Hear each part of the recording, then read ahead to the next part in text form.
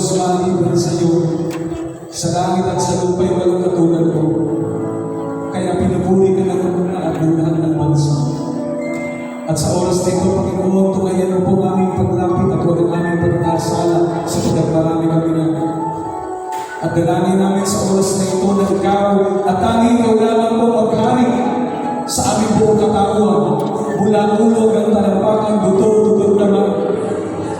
Ikaw, Panginoon, ang maghari sa amin upang sa aming paglakad Kristiyano ay maging makabuluhan at makatotohanan.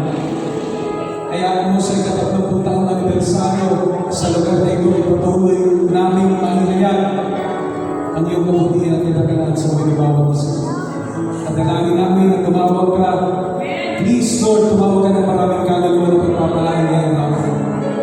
Naniniwala kami may mangyayari iba na ngayong araw na ito, lalo-lalo na sa lahat sa bawat buhay na namin. And again, Lord, as we come before your presence, we ask for your forgiveness sa lahat ng aming pagkukulang at pagkakasalang nagawa.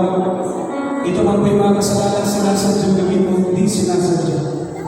Kasalanan malaki, naging matagal na o bago pa naman, Lord, patawad po.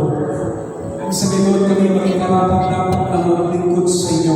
At sa gayon kami maging karapat-dapat na tumawag sa inyo bilang aming Ama na kami naman na tingnan ninyo. And Lord, we pray, please occupy this place. Let Jesus be the King of Kings and the Lord of Lords in this place. Sa iyo po, lugar na ito, maging and as we come before your presence, again, we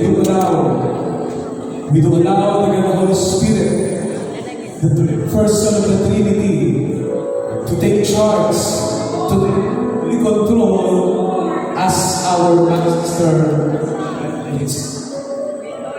Lain niyo po kami ngayong hapon ito, Panginoon, at tunay nga po kadangha ay mapagpapala.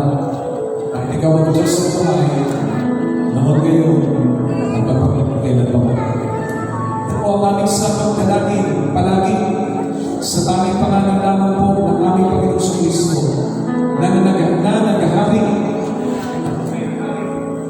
noon ngayon at magpakailan. Sa ngalan naman ng Anak at Espiritu Santo, ang lagi magsabi ng